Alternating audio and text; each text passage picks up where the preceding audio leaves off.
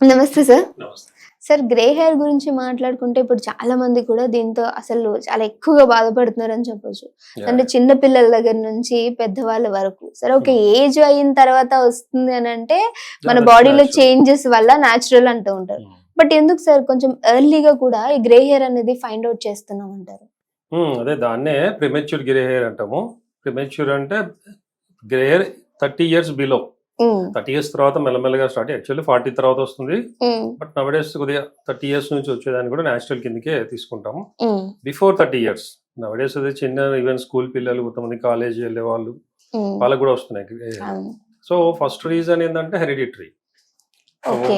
పేరెంట్స్‌లో even bald head కూడా ఫాదర్‌కి bald head ఉందంటే వీళ్ళకి 30, 35లో బాల్డ్ హెడ్ వచ్చే ఛాన్సెస్ ఉంటాయి. కొంతమందికి హెరిడిటీ లేకపోయినా సరే వచ్చే వాళ్ళని చూస్తూ ఉంటది. ఉన్నాం అది సార్. స్ట్రెస్ వల్ల. అదే సెకండ్ రీజన్ అదే. ఓకే. ఫస్ట్ రీజన్ అనేది హెరిడిటరీ. హ్మ్. సో హెరిడిటరీ వలన ఇప్పుడు బాల్ హెడ్ ఉంది పేరెంట్స్ ఫాదర్‌కి పర్టిక్యులర్‌గా అంటే 100% వచ్చే ఛాన్సెస్ ఉంటాయి. గ్రే హ్మ్. హెయిర్ కూడా అంతే. హ్మ్. ఎర్లీ గ్రేయింగ్ ఉంది పేరెంట్స్‌లో అంటే పిల్లల్లో వచ్చే ఛాన్సెస్ ఎక్కువ ఉంటాయి. సెకండ్ థింగ్ ఏమో స్ట్రెస్. ఓవర్ స్ట్రెస్ వలన ఎక్కువ బాగా అంటే స్ట్రెస్ అనేది కామన్‌గా job related, marriage related, family related ఉంటుంది. బట్ స్టూడెంట్స్‌లో నౌ-ఏ-డేస్ కాంపిటీషన్. హ్మ్. సో అవతల వాడికి 90 వచ్చిందంటే మనకు 92 రావాలి. హ్మ్. లేకపోతే వేస్ట్. సో అందరూ అలా మైండ్‌లో ఆ కాంపిటీషన్ ఎక్కువైపోయింది స్టడీస్‌లో. హ్మ్. స్టడీస్‌లో గానీ, ఏదైనా గానీ స్పోర్ట్స్ తీసుకుంటే స్పోర్ట్స్‌లో గానీ, ప్రతి దాంట్లో కాంపిటీషన్. సో దీనివల్ల ప్లస్ పేరెంట్స్ గూడా ఆ ఫోర్స్ చేస్తున్నారు. "అరేయ్! ఇంత రావాలి. వాళ్ళకి ఇంత వచ్చింది కాబట్టి నీకు మినిమమ్ 90 రావాలి. లేదంటే 95 రావాలి." ఇవి ఒక స్ట్రెస్ అవుతుంది. అండ్ హ్మ్. ఆటోమేటిక్‌గా ఆ స్ట్రెస్ ఒకటి, దానికి తోడు వీళ్ళేంటంటే స్లీప్ సరిగ్గా లేకపోవడం, డైట్ సరిగ్గా లేకపోవడం ఇవన్నీ గూడా ఇంపార్టెంట్. సో వీళ్ళేందంటే నైట్ ఔట్స్ చేయడం బాగా అంటే ఎగ్జామ్ మూవ్‌మెంట్‌లో పర్టిక్యులర్‌గా ఓవర్ హ్మ్. స్ట్రెయిన్ తీసుకోవడం, స్ట్రెస్ అవ్వడము. అండ్ డైట్ లోపల జనరల్‌గా డి విటమిన్ డెఫిషియన్సీ పర్టిక్యులర్ బి12, ఐరన్, కాపరు ఇట్లాంటివి పర్టిక్యులర్‌గా హెయిర్ గ్రో అవ్వడానికి ఛాన్సెస్ ఎక్కువుంటాయి. సో దీనివల్ల ఏమవుతుందంటే పర్టిక్యులర్‌గా ఈ స్ట్రెస్ వలన హెయిర్ రూట్స్ లోపల అంటే మామూలుగా మనకు స్కిన్ లోపల గూడా డర్మిస్ లోపల, హెయిర్ లోపల హ్మ్. మెలనిన్ అని పిగ్మెంట్ ఉంటుంది. మెలనోసైట్స్ ఉంటాయి. ఆ మెలనోసైట్స్ వల్ల మెలనిన్ పిగ్మెంట్ ఫార్మ్ అవుతుంది. ఓకే. సో మన కలర్ మెయింటైన్ చేసేది ఈ మెలనిన్. సో హ్మ్. ఈ స్ట్రెస్ వల్ల గానీ, హెరిడిటరీ టెండెన్సీ వల్ల గానీ, వీటన్నిటి వలన డైట్ సరిగ్గా లేకపోవడం వల్ల, విటమిన్స్ తగ్గడం వల్ల ఈ మెలనిన్ అనేది తగ్గిపోతుంది. సో ఆటోమేటిక్‌గా మెలనిన్ తగ్గినప్పుడు బ్లాక్ హెయిర్ అనేది తగ్గిపోయి గ్రే హెయిర్ లాగా, వైట్ హెయిర్ లాగా రావడం స్టార్ట్ అవుతుంది. హ్మ్. అండ్ ఒక ఏజ్ తర్వాత పర్టిక్యులర్‌గా ఇప్పుడు నేచురల్‌గా వచ్చే గ్రే హెయిర్ 40, 50 తర్వాత ఆ మెలనిన్ అనేది ఆల్మోస్ట్ డ్యామేజ్ అయిపోతుంది. టోటల్ డిస్ట్రాయ్ అయిపోయి ఇక మెలనిన్ అనేది ఉండదనమాట. సో హెయిర్ అనేది మామూలుగా ఈ కలర్ పిగ్మెంట్ లేకుండా వైటిష్‌గా వచ్చేస్తుంది. సో మెలనిన్ అనేది ఇప్పుడు కొంతమందిలో విటిలిగో అంటాం. అంటే హ్మ్. బొల్లి అంటారు తెలుగులో. వైట్ అవును. స్పాట్స్. హ్మ్. హ్మ్. లుకోడర్మా. సో అక్కడ కూడా మెయిన్ ఏంటంటే ఆ మెలనిన్ అనేది కొన్ని పర్టిక్యులర్ ప్లేసెస్‌లో డ్యామేజ్ అయిపోతుంది. ఆ సెల్స్ అనేవి పోతాయి.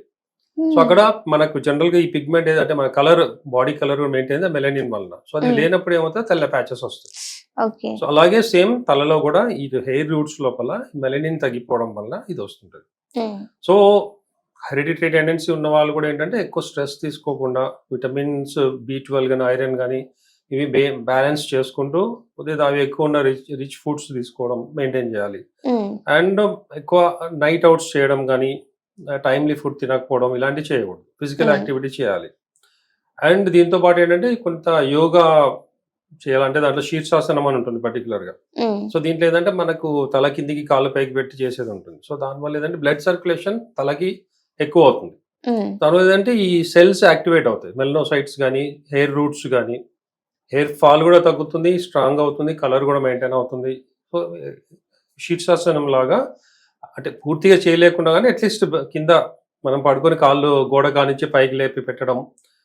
అలా చేస్తే అట్‌లీస్ట్ డైలీ ఒక 15 మినిట్స్. సో కొద్దిగా మనకు సపోర్ట్‌గా ఉంటుంది. హెయిర్ హ్మ్. స్ట్రాంగ్ అవుతుంది. గ్రోత్ కూడా బావుంటుంది. డాండ్రఫ్ ఇట్లాంటివి లేకుండా కలర్ కూడా మెయింటైన్ అవుతుంది. హ్మ్. సో గ్రే హెయిర్‌కి ఇవన్నీ మెయింటైన్ చేయాల్సొస్తుంది. And in spite of all these thing మనం అన్నీ చేసిన తర్వాత కూడా చాలా మందికి పిల్లలు వస్తుంటే వాళ్ళకి మేము ట్రీట్మెంట్ ఇస్తాం. హ్మ్. సో మా ట్రీట్మెంట్ వల్ల ఏందంటే ఈ మెలనోసైట్స్ అనేది మళ్ళీ రీగ్రోత్ కావడం, మంచిగా డెవలప్ అవ్వడం, హెయిర్ స్ట్రాంగ్ అవ్వడం, గ్రే హెయిర్ తగ్గిపోవడం. అంటే ఒక ఏజ్ తర్వాత వచ్చే గ్రే హెయిర్‌ని ఏం చేయలేం. అది హ్మ్. పర్మనెంట్ అది. సో ప్రిమేచ్యూర్ గ్రే హెయిర్ ఏదైతే ఉంటుందో బిలో 30 ఇయర్స్ ఆర్ 35 ఇయర్స్ గాని ఆల్రెడీ వచ్చిన హెయిర్ అలాగే ఉంటుంది. బట్ కొత్తవి వైట్‌గా రాకుండా రాకుండా. ప్రివెంట్ చేయొచ్చు మన మెడిసిన్‌తో. హ్మ్. సెకండ్ థింగ్ ఏంటంటే చాలా మంది 1, 2, 3 అప్పుడప్పుడే వచ్చిన వాళ్ళు ఏం చేస్తారు, ప్లగ్ చేస్తూ ఉంటారు ఆ వైట్ హెయిర్ వరకు అంతవరకు పోతుంది కదా తీసేద్దామని. కానీ అది రాంగ్. అది అవును సార్, నాకు కూడా ఇదే పెద్ద డౌట్. వైట్ హెయిర్ వచ్చిందంటే దాన్ని తీస్తే అక్కడ ఇంకొక 2-3 వస్తాయి అంటారు. రావచ్చు, లేదంటే అసలు హెయిర్ రూట్ మొత్తం డ్యామేజ్ అయ్యి అక్కడ హెయిర్ రాకపోవచ్చు. ఓకే. సో అలా 1, 2 ఉన్నప్పుడు తీస్తే ఓకే, బట్ అలాగే తీస్తూ పోతే హెయిర్ ఫాల్ కూడా, అంటే అసలు హెయిర్ గ్రోత్ అనేది ఉండదు. అంతగా కావాలంటే ఏంటంటే బేస్ దగ్గర కట్ చేయాలి దాన్ని, బట్ ప్లగ్ చేయకూడదు. కట్ చేసుకోవాలి. కట్ చేయొచ్చు, కట్ చేస్తే ఏమవుతుంది, అంతవరకు కట్ అవుతుంది, మళ్ళీ పెరుగుతుంది. సేమ్ అది అలాగే పెరుగుతుంది, కలర్ ఏం మారదు, బట్ అది పోదు అనమాట. అది మనం ప్లగ్ చేస్తే గట్టిగా మనం తింతో అది మొత్తం ఆ హెయిర్ రూట్స్ నుంచి ఊడిపోతుంది ఒక్కోసారి, నాట్ ఆల్వేస్, మాక్సిమం.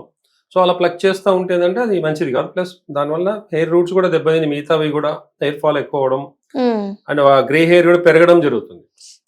సో దానికి ఏంటంటే న్యాచురల్ గా మనం, అంటే ఇప్పుడు కొంతమంది హెన్నా వాడడము దానివల్ల గ్రే హెయిర్ మంచి టిప్ చెప్పొచ్చు కదా.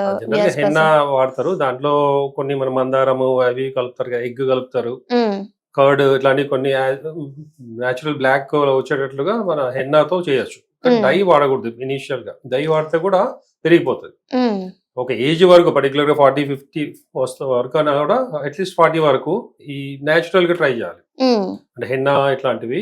అండ్ డై అనేది ఇంకా ఓవర్ ఏజ్ తప్పదన్నప్పుడు అది వేరే. సో వీలైనంత వరకు మనం డైట్ మెయింటైన్ చేసుకుంటూ, ఫిజికల్ యాక్టివిటీ చేస్తూ, శీర్షాసనం చేస్తూ, అండ్ మేమిచ్చే కాన్స్టిట్యూషనల్ ట్రీట్మెంట్ వల్ల ఎంతో మందికి, ఈవెన్ అలోపేషియా కూడా, అంటే బాల్ స్పాట్స్ వస్తాయి కొంతమందికి, పేనుకూరు కూడా అంటాం తెలుగులో. సో అలాంటివి కూడా 100% పోయి నార్మల్గా వస్తుంది. కొంతమంది అంటే వేరే ట్రీట్మెంట్ తీసుకుని ఆయిల్లో ఏదో వాడతారు, హెయిర్ వస్తుంది, బట్ అది గ్రే హెయిర్ లాగా రావడం, థిన్ రావడం వస్తుంది.